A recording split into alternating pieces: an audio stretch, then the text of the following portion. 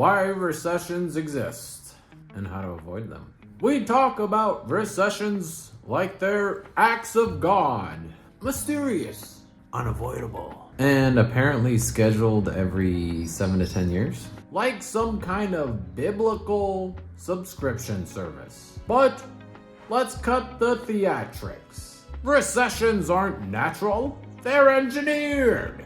And the funniest part, the ones who engineer them never seem to be the ones that get evicted.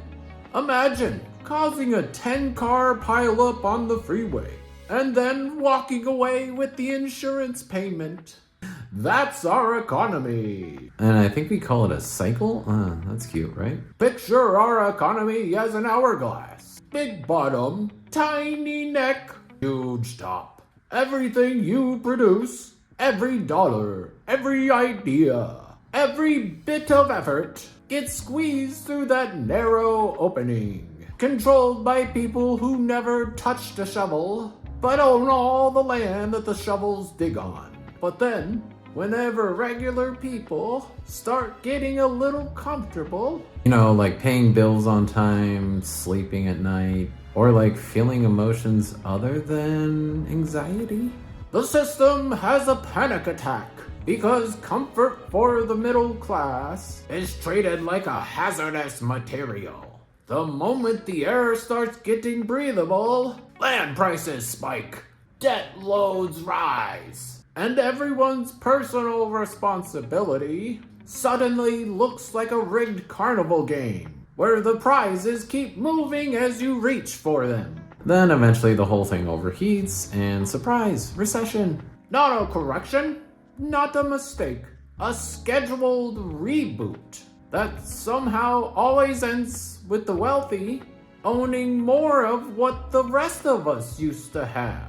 Imagine a giant industrial fan pointed at the top of society. Every day, it blows wealth upward. Rent, mortgages, land speculation, and interest payments. It's as if your paycheck was printed on feathers. No one's falling behind. Yeah, like they're all blown back at like 40 miles an hour, so it's normal for everybody. And a recession, that is when the fan gets turned off. Not so the poor can rest, but so some can walk around and pick up what's been blown loose. A garage sale for billionaires. When the fan stops, people with cash buy everything that the people with debt can't hold on to. Houses, businesses, dreams, dignity. You get the picture.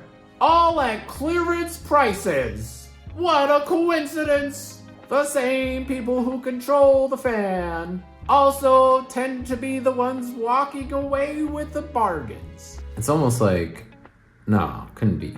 Design? People keep hoping that a new president, or a new policy, or a new bold plan will fix the economy. That's adorable. Because when land speculation is the engine, every lever in the system pulls in the wrong direction. Lower interest rates? Great!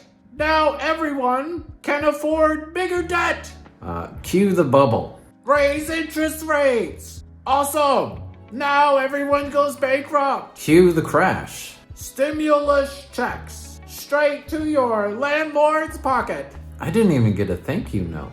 Austerity cuts everything except for the problem. Regulation captured. Deregulation weaponized. It's like watching someone trying to fix the Titanic by rearranging the chairs. Wonderful effort, still drowning. Alright, well here's the part economists whisper about in basements. The value of land isn't created by landlords. It's created by the people that live, work, build, sweat, and survive on it. Yeah, like shocking, I know, right?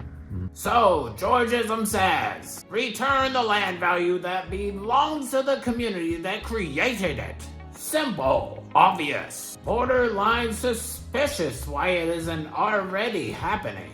And when you do create an economy on George's principles, speculation dies, bubbles go flat, debt collapses, wages breathe, investment goes into actual work, not casino bets, and the boom-bust cycle can't get the traction it needs to detonate every decade. A recession becomes unnecessary. It's like appendix surgery after evolution has finally done its job. Not utopia, just basic fairness with a pulse. We've been trained to think recessions are natural events, like rain or gravity. Or politicians lying.